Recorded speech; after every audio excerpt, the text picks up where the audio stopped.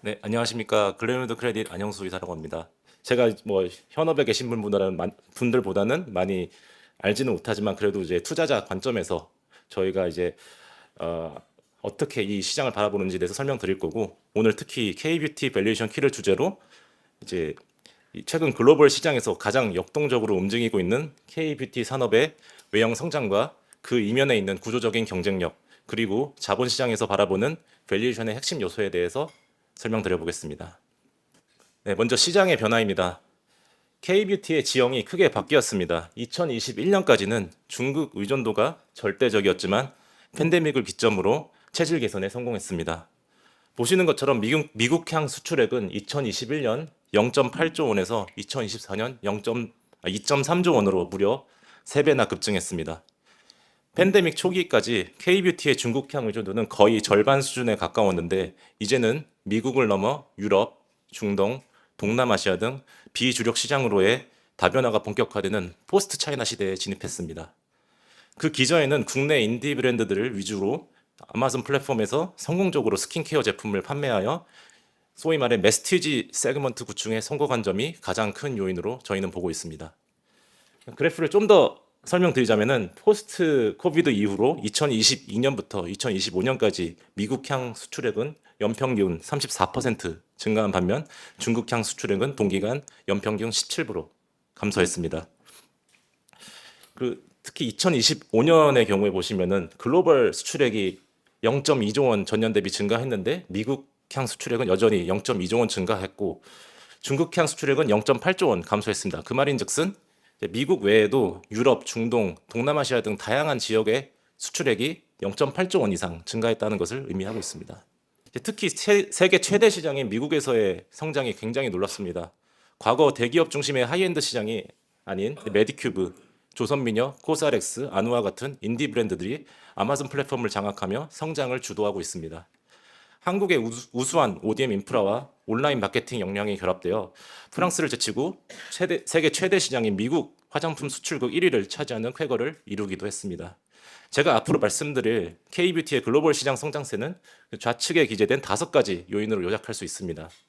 중저가 스킨케어 시장 내 차별성 보유, 온라인 뷰티 판매 비중 확대, 한국 뷰티 ODM 생산 활용, 그리고 스킨케어 카테고리 확장, 마지막으로 K-뷰티 유통망 인프라의 확대입니다. 네, 미국에서의 성공 방정식은 전 세계로 확산되고 있습니다. 동남아시아는 한류 연품과 젊은 인구 구조를 바탕으로 침투율이 빠르게 올라오고 있고, 유럽과 캐나다는 가성비 중심의 가치 소비 트렌드에 힘입어 K-뷰티의 스킨케어 효능이 입증되고 있습니다. 향후 2028년까지 전 지역에서 의미 있는 침투율 확대를 보일 것으로 예상하고 있습니다. 앞으로 이제 말씀드린 5가지 요인에 대해서 제가 설명드릴 텐데요. K-뷰티가 도대체 왜 잘 팔릴까요?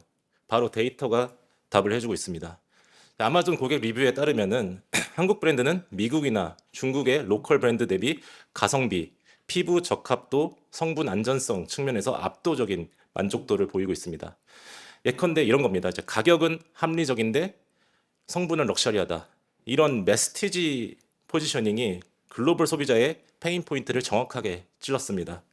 전 세계 MZ들은 어딜 가도 동일한 성향을 보인다는 얘기가 있습니다.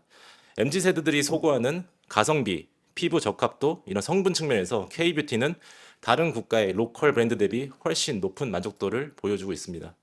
이제 유통 환경의 변화도 인디 브랜드에 날개를 달아주었습니다. 코비드 이후 온라인 채널의 중요도가 급부상하였고, 뷰티 섹터 역시 마찬가지였습니다. 글로벌 뷰티 시장 내 온라인 채널 비중은 2019년 13%에서 2024년 23%로 증가하였고, 2027년 26%까지 증가할 것으로 예상이 됩니다. 절대적인 시장의 규모가 커지고 비중 자체도 2배 이상 증가한 것을 감안했을 때는 그 이상의 성장을 보였다고 볼 수 있는데요. 특히 이제 온라인 시장의 활성화에 따라서 틱톡이나 인스타그램 같은 저비용 고효율 마케팅이 가능해지면서 오프라인 거점 없이도 온라인 플랫폼만으로 글로벌 대량 판매가 가능한 환경이 조성되었습니다. 즉, 그 바탕에는 세계 최고 수준의 한국 제조 생태계가 있습니다. 글로벌 탑10 OEM, ODM 업체 중 4곳이 국내 기업이며, 이들은 단순 제조를 넘어 R&D 역량을 보유한 티어1 파트너들입니다. 특히 미국 등 해외 업체 대비 리드 타임이 3배에서 4배나 짧고 굉장히 유연합니다. 인디 브랜드들이 빠르게 트렌드를 반영한 신제품을 낼 수 있었던 핵심 요인이라고 볼 수 있습니다. 구체적으로 말씀드리자면 한국 티어1 ODM 규모는 2023년 기준 4.6조 원 수준으로 글로벌 2위 수준이었고, 화장품 시장 내 OEM의 비중이 약 40%로 1위였던 미국 시장의 6%보다 훨씬 압도적인 우위를 보이고 있습니다. 또한 높은 OEM, ODM 접근성이 상당히 중요합니다. 한국의 티어1 업체 매출액 중 인디 브랜드 비중은 거의 절반에 가까운 반면 미국 티어1 업체는 여전히 레거시 브랜드 위주로 의뢰를 수주받고 있습니다. 이러한 이유 때문에 미국에서는 인디 브랜드의 성장이 상대적으로 더딜 수밖에 없습니다. 추가로 이제 크로스보더러 브랜드사와 OEM사가 협업할 경우에는 리드 타임이 더 길어진다는 문제도 있고, 추가로 물류비, 관세 등의 비용을 고려하면 한국의 OEM, ODM 인프라가 국내 인디 브랜드들의 성장에 자양분이 됐다는 점은 자명합니다. 카테고리 측면에서는 스킨케어의 부상이 상당히 주목할 만한 부분입니다. 이제 표를 보시면 코비드 이후 스킨케어 분야에서 시장 성장세가 가장 두드러집니다. 실제 팬데믹 이후 홈케어 니즈가 상당히 증가하였고, 한국 특유의 다단계 스킨케어 루틴이 문화로 정착했습니다. 아누아의 어성초, 조선미녀의 맑은쌀 선크림 다 들어보셨을 텐데, 이런 소위 말해 히어로 제품들이 북미와 유럽의 스킨케어 시장의 성장을 주도하였습니다.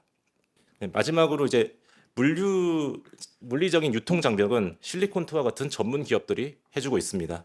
미국, 폴란드, 두바이 등 글로벌 거점에 물류 창고를 세우고 즉각적인 수요에 대응할 수 있는 풀필먼트 시스템을 갖추었습니다. 이를 통해 K-뷰티 브랜드들이 전 세계 어디든 빠르게 도달할 수 있는 파이프라인이 완성되었습니다. 실제 그래프를 보시면 실리콘투의 유럽 물류 창고가 위치한 폴란드, 그리고 두바이, 그리고 신규 진출한 멕시코 지역의 수출액이 급성장하고 있는 모습을 확인할 수 있습니다. 이러한 물류 인프라의 확장에 따라 빠른 제품 배송이 가능한 구조적인 성장은 K-뷰티의 성장세를 더욱 가속화하고 있습니다. 예, 이제 투자 관점에서 말씀드리겠습니다. 이제 시장은 더 이상 매출만 보지 않습니다. 우선 마케팅 비용 대비 고객의 재구매율이 얼마나 높은지, 업종별 멀티플 추이를 보면 이제 브랜드사가 포워드 EV EBITDA 기준 평균 13배, 그리고 평균 PE는 22배 수준으로 가장 높고, 그리고 ODM사와 유통사가 뒤를 잇고 있습니다. 다만 이제 K-뷰티 유통을 전문으로 하는 국내 상장 기업이 실리콘2밖에 없기 때문에 이제 일반적인 물류 기업 대비 상당히 차별화된 사업 모델을 기반으로 높은 성장세와 수익성을 시현하여 멀티플 관점에서는 더 프리미엄을 부여받고 있습니다. 자, 여기서 한 가지 설명드리고 싶은 개념 중에 하나가 룰 오브 40라는 개념인데, 이 개념은 원래는 이제 글로벌 소위 말해 사스 같은 이제 테크 기업들이 성장성과 수익성을 고려한 밸류에이션 로직입니다. 이를 K-뷰티에 적용하면 매출 성장률과 수익률의 합계가 40%를 상회하는 기업들에게 강력한 프리미엄 멀티플이 부여될 수 있습니다. 사실 테크 기업에서는 성장세 자체는 높으나 수익성이 낮기 때문에 이러한 룰 오브 40라는 밸류에이션 로직을 활용했는데, 이 K-뷰티 업계에서는 고성장과 고수익을 동시에 증명하는 기업이 자본시장의 선택을 받고 있다고 말씀드릴 수 있습니다. 최근 들어 이 글로벌 그리고 대형 국내 PE들의 투자가 브랜드에만 국한되지 않고 밸류체인 전반으로 확산되고 있습니다. 저희 글레이우드 크레딧의 실리콘2 투자, 그리고 KKR의 삼화라는 업체 인수 등 유통, 부자재, 제조 전 영역에서 대규모 딜이 성사되며 K-뷰티 산업의 구조적 경쟁력을 입증하고 있습니다. 간단하게 사례들을 말씀드리자면 이제 실리콘2의 경우 차별화된 사업 모델과 선제적 물류 네트워크 구축, K-뷰티 글로벌 확산에 따른 구조적 성장을 기회로 평가하였습니다. 구다이 글로벌의 경우 K-뷰티 통합 플랫폼으로서 확장성, 그리고 멀티 레이블 전략, 인수 브랜드와의 시너지 창출 등을 가능성으로 보았습니다. 사마 같은 경우는 대형 외국계 PE 간 손바뀜이 일어난 거래인데 300여 개의 글로벌 고객 기반 프리미엄 패키징 역량, 그리고 K-뷰티 성장에 따른 동반 수혜 가능성에 주목하였습니다. CNC 인터내셔널의 경우 이제 ODM사인데 색조 ODM의 경쟁력, 북미 등 해외 채널 성장성, 그리고 신세계 그룹의 네트워크 기반의 확장 가능성에 주목하였습니다. 앞서 말씀드린 사례들은 모두 사업 모델, 플랫폼 전략, 벤더 역량 등 글로벌 확장성에 주목을 받은 업체들이었고, 이러한 맥락에서 국내외 투자자들의 대규모 투자로 이어졌습니다. 저희 회사의 이제 실리콘 투자 사례에 대해서 간단하게 한번 설명드려 보겠습니다. 저희는 이제 실사를 통해서 자문사와의 협업을 통해 5가지 투자 후 밸류업 과제를 선정하였습니다. 첫째는 리테일 채널 강화입니다. 실리콘2의 기존 바이어들은 대부분 롱테일 채널의 고객들이었으나 이제 소위 말해 티어 1 뷰티 리테일러와의 협업을 통해 북미 네트워크의 확장을 도모하였습니다. 둘째는 이제 재고 관리 프로세스 체계화입니다. 실리콘2의 사업 모델상 재고 관리가 상당히 중요한 부분일 수밖에 없고 그 지역 확장 그리고 신규 물류 창고 구축에 따라 더욱 정교화된 재고 관리 시스템 고도화를 추진하였습니다. 그 결과 과거보다 상당히 유의미한 수준으로 재고 폐기율이 축소되었습니다. 셋째, MD 역량 그리고 브랜드풀 강화입니다. 저희 투자 이후 마케팅 본부장 신규 채용과 더불어 MD 역량 강화를 통해 취급 브랜드 수를 대폭 확장하였고 인큐베이션 플랫폼을 통한 적극적인 브랜드 발굴 및 양성으로 신규 탑 10 브랜드는 지속적으로 갱신되고 있습니다. 넷째, 신규 지역의 성장 확대입니다. 이제 2024년까지 미국에서의 성장세를 확인하였고 2025년부터 본격적으로 유럽과 중동으로의 성장세가 회사의 실적을 견인했습니다. 추가로 중남미 진출을 위해 멕시코 물류창고를 설립하였고 글로벌 신규 진출을 위해 선제적인 수요 확인 그리고 진출 전략을 구상하고 있습니다. 마지막으로 이제 IR 역량 강화입니다. 회사의 실적에 따른 이제 주가의 안정적인 부양을 위해 저희는 해외 투자자 유치를 적극적으로 유도하였고 상장 이후 최초로 글로벌 투자자를 위한 NDR을 진행 그리고 외국계 증권사에서 주관하는 포럼에도 참가하여 IR 활동을 다변화하고 강화하였습니다. 이러한 IR 활동을 인정받아서 작년에는 한국 IR 협의회 주관 대상을 수상하기도 했습니다. 1년의 이런 밸류업 활동의 결과 회사의 매출은 전년 대비 58% 성장하였고 주가는 2022년 초 대비 1000% 이상 상승하며 유통 플랫폼이 K뷰티의 제3의 필러로 인정받는 계기가 되었습니다. 네, 마지막으로 결론입니다. K뷰티 생태계는 브랜드, 제조, 그리고 유통이라는 세 가지의 필러가 선순환하며 글로벌 성장을 주도하고 있습니다.